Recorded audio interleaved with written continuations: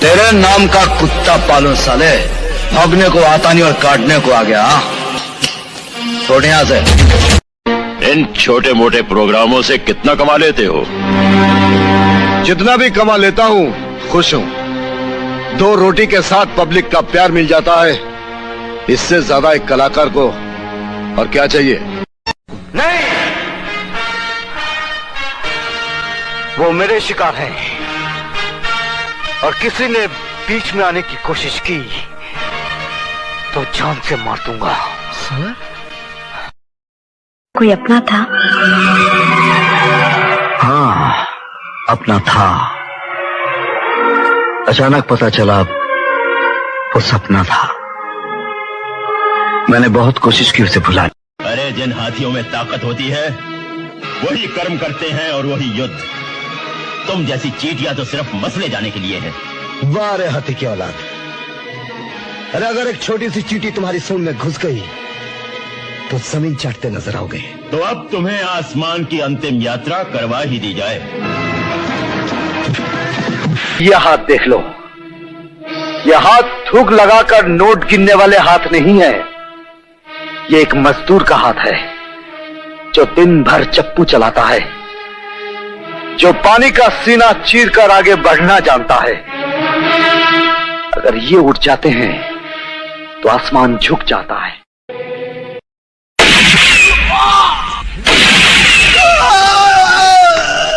इस सूर्या को मारने के लिए अभी तक धरती पर कोई ताकत पैदा नहीं हुई।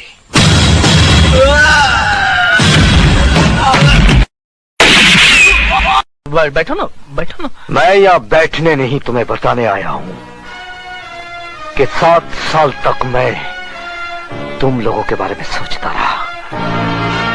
आज से तुम लोग मेरे बारे में सोचना शुरू कर दो।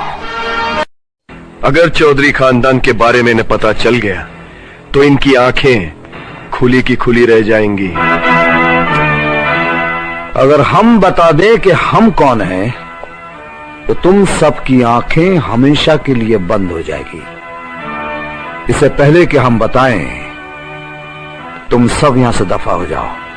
हम अपने आदमी को यहां से लिए बगैर नहीं जाएंगे। अगर नहीं जाओगे तो तुम। जब मैं 7वीं क्लास में था तो एक बात पढ़ी थी, पहले दिन ही बिल्ली को मार देना अच्छा होता है। पानी में रह के मगरमच्छ से बैर करोगे। जब मैं पानी में उतरता हूं तो मैं भी मगरमच्छ बन जाता हूं। कुछ याद आया जगावर? उस दिन बाजी तेरे हाथ में थी, आज मेरे हाथ में है। जो चाल तूने मुझ पे चली थी, आज उसी चाल के चाल में तू फंस गया है। मैंने तुझे कहा था ना कि तू मरेगा तो मेरे हाथों मरेगा। उस दिन तूने मुझे बांध के मारा था, आज मैं तुझे खोल के मारूंगा। काशीनाथ, हमें खुशी हुई तुम्हारी बहादुरी देखकर। तुम्हें भी बहुत खुशी होगी ये जानकर कि आज के बाद तुम मेरे गिरोह में काम करोगे। ये मजदूर का हाथ है कातिया, लोहा पिघलाकर उसका आकार बदल देता है। ये ताकत खून पसीने से कमाई हुई रोटी की है। मुझे किसी के टुकड़ों पर पलने की जरूरत नहीं। कीड़े मकोड़ों की तरह गली में रेंगने से बेहतर है यहां मर्दों में रहो, शेर की तरह। पिंजरे में आकर शेर भी कुत्ता बन जाता है कातिया। तू चाहता है कि मैं तेरे यहां कुत्ता बनकर रहूं? तू कहे तो भौंकूं, तू कहे तो काटूं। ऐसा ही समझो। तो क्या हमारे साथ काम करोगे तो नाम होगा तुम्हारा, इनाम मिलेंगे, रुपए पैसा मिलेगा, इज्जत होगी तुम्हारी और लोग डरेंगे तुमसे। डराकर लोगों को वो जीता है जिसकी हड्डियों में पानी भरा होता है। कौन है आप? नागेश्वर। नागेश्वर? नागेश्वर तो बहुत है। कौन नागेश्वर? तुम्हारे बाप कितने हैं? सुनिए, मेरा नाम प्रिया चोपड़ा है और तुम ये जानना चाहती हो कि मैं रेस हार क्यों गया? तुम्हारे लिए। अरे हम तो गरीब हैं, एक गरीब किसी को क्या दे सकता है? हम जैसे लोग तो गरीब पैदा होते हैं, गरीब मर जाते हैं। बहुत गर्मी है तेरे में। गर्मी देखी कहा है तूने?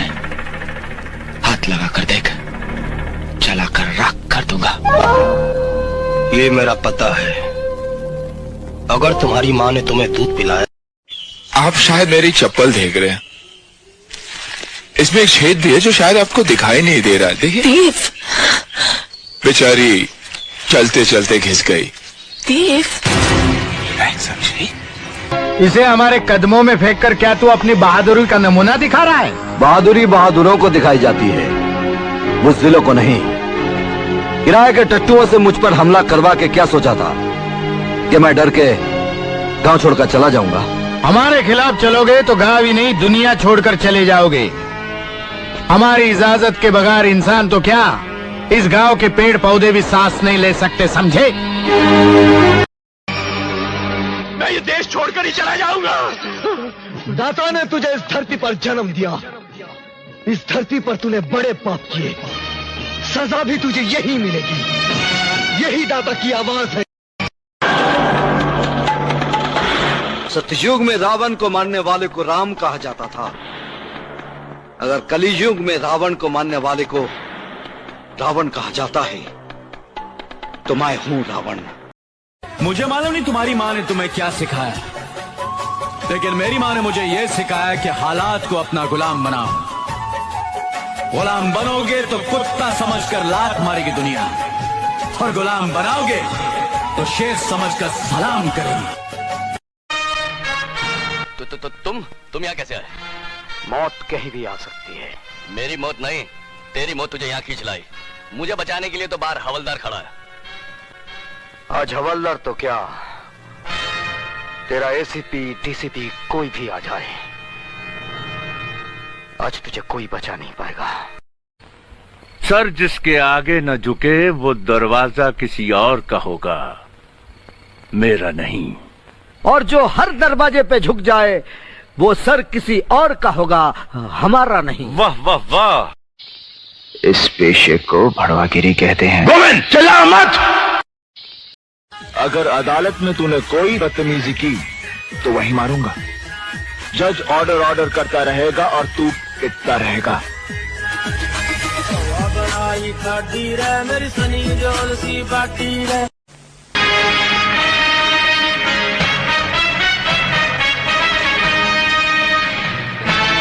मेरी तुम लोगों से कोई दुश्मनी नहीं, इसलिए 1 मिनट के अंदर 4 दीवारी के बाहर चले जाओ।